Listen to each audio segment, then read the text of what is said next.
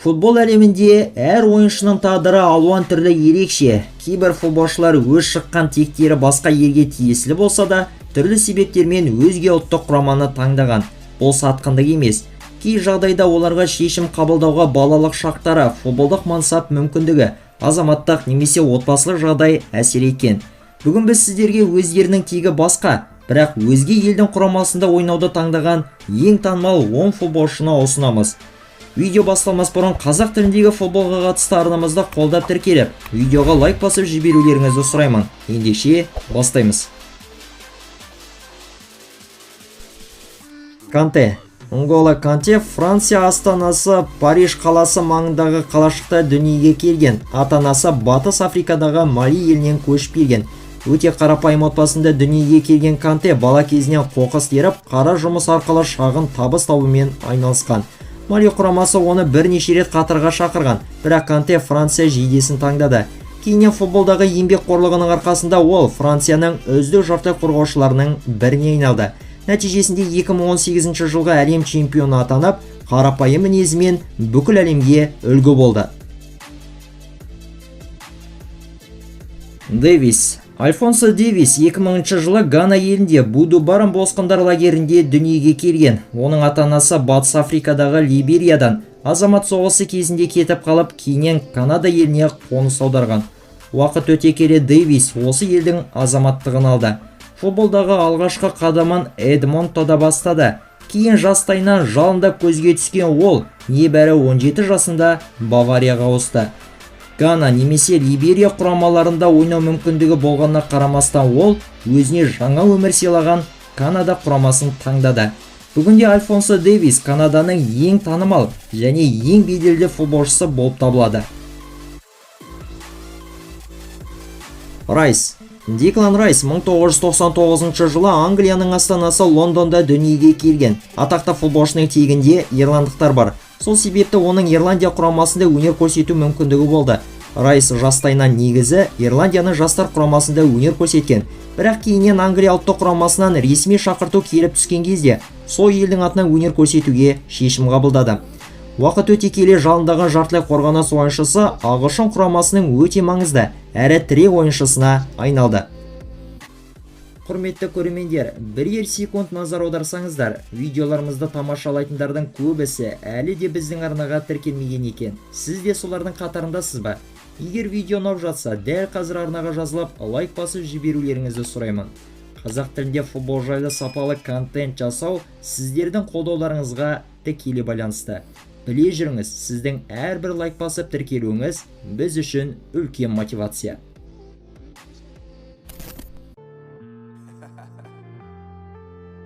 Нико Уильямс 2002 жылы Испанияның Памплона қаласында дүниеге келген. Оның ата-анасы Ганада туып өсіп, кейіннен жақсы өмір сүру жолын іздеп, Еуропаға қоныс аударған. Нико Испанияда өсіп, жергілікті футбол мектебінде тәрбиеленді. Футболшыда Гана құрамасын таңдау мүмкіндігі болған. Дегенмен Нико Уильямс өз шешімін ерте қабылдап, Испания құрамасын жөн санаған.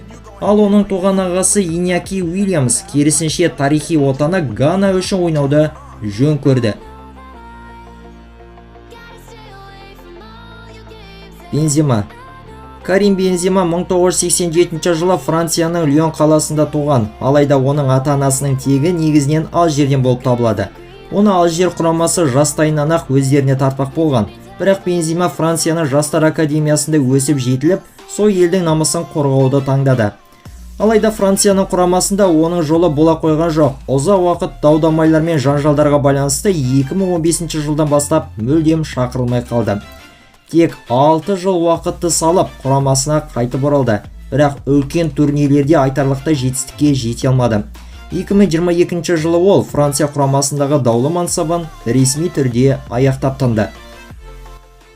Өткен видеода жасырылған футболшыны мына көрермендеріміз дұрыс тапқан екен.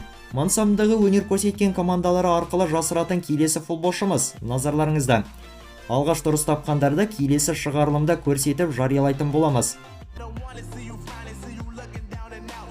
Погба. Поль Погба 1990 жылы Францияның Ланни-сюр-Марн қаласында дүниеге келді. Ата-анасы Батыс Африкадағы Гвинеядан көшіп келген. Оның екі үлкен ағасы Гвинея ұлттық құрамасында ойнауды таңдаған. Ал Погба бала кезінен Францияның жастар жүйесінде өнер көрсетіп, сол елдің намысын қорғауға бел буды. Франциямен бірге Погба 2018 жылға әлем чемпионатын жеңіп алды. Алайда кейінгі жылдары жарақаттар мен допинг дауы оны мансабын құрдымға жіберді. Дегенмен бұған қарамастан Погба Францияның даулы, дегенмен есте қалған жұлдыздарының біріне айналды. Ибрагимович. Златан Ибрагимович 1981 жылы Швецияның Мальмё қаласында туған. Әкесі Босния азаматы, ал анасы хорват ұлтының өкілі. Балалық шағы Кедей ауданда өскен Златанның талантын швециялықтар ерте байқап, өз ұлттық құрамаларының жүйесіне жастайынан қосты.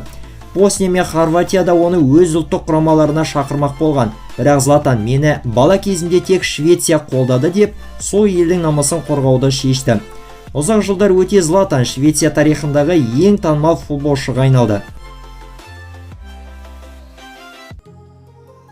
Мбаппе. Килиан Мбаппе 1998 жылы Париж қаласы маңындағы Бонди ауданында дүниеге келген. Әкесі Камеруннан, ал анасы Алжирден шыққан.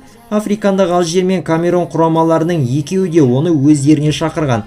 Дегенмен Мбаппе Францияның жастар академиясында өсіп жетіліп, осы елдің намысын қорғауды таңдады.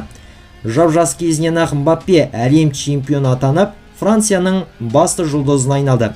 Бүгінгі күнде Мбаппе Мадридтік Реалдың, сондай-ақ Франция ұлттық құрамасының басты лидер ойыншысы болып табылады. Мусиала.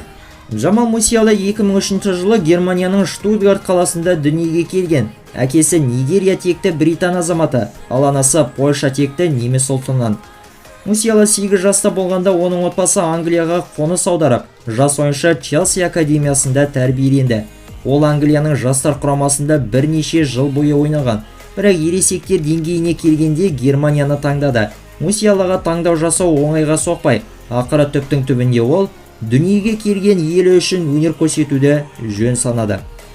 Қазіргі таңда ол Баварияның басты негізгі жұлдыздарының бірі, әрі Германияның болашағы ретінде саналады.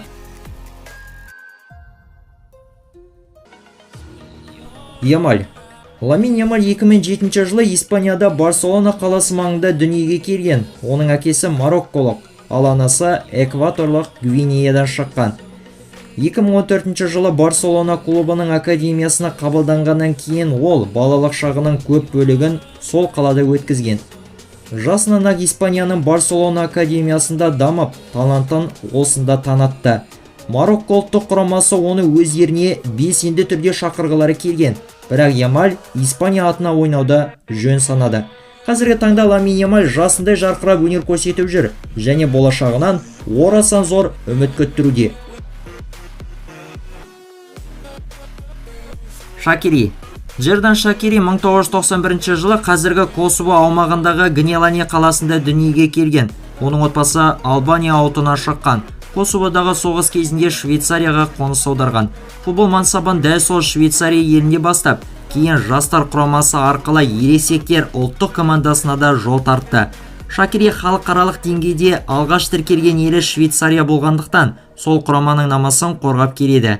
Дегенмен бұған қарамастан ол әрдайым Албания мен Косово елдеріне қолдауын білдіріп, өз тамырына құрметпен қарайтынын ашықша айтып келеді. Осымен бүгінгі шығарылымымыз өз соңына келіп жетті. Егер ұнаған болса лайктарыңызды басуды, сондай-ақ арнаға жазылуды ұмытпаңыздар. Бізде басқа да өте қызықты видеолар жетерлік, көруге кеңес береміз. Келесі кездескенше аман болайық.